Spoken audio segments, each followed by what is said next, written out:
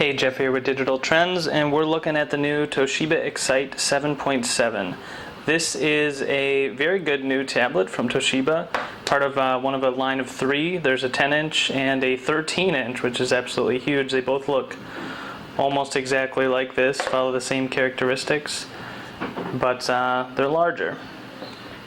So this is the 7.7 inch, so it's got a 7.7 inch screen, and the big takeaway from this is that it's got an AMOLED screen.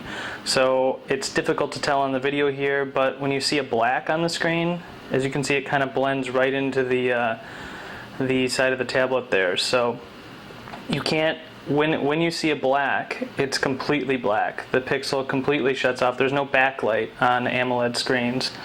So it produces very vivid images, very nice. Some people complain, if you look really close you can see some subpixels or something like that.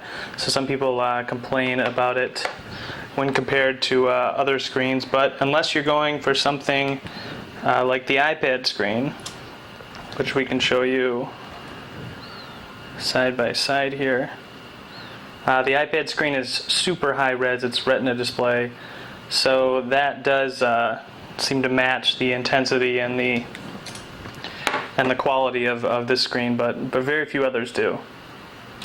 So the only other, it's a good tablet. It's very light, very thin, extremely light actually, like about 3/4 of a pound, and it's very good. It's a little larger than 7-inch tablets, which we like. It just has a tiny bit more screen size, a little better resolution, 1280 by 800, a little higher than normal.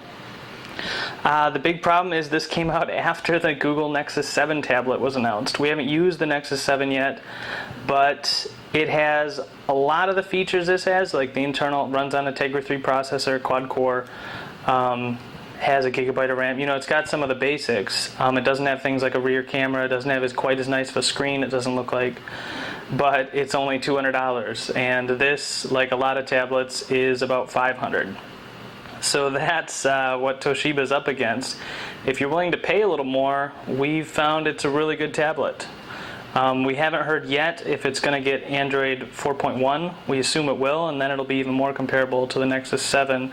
The only problem is, of course, price. So if you can afford it, we really don't have a lot of complaints about the Toshiba. The rear camera is a little weak, produces a little washed out images, but at least it has a rear camera.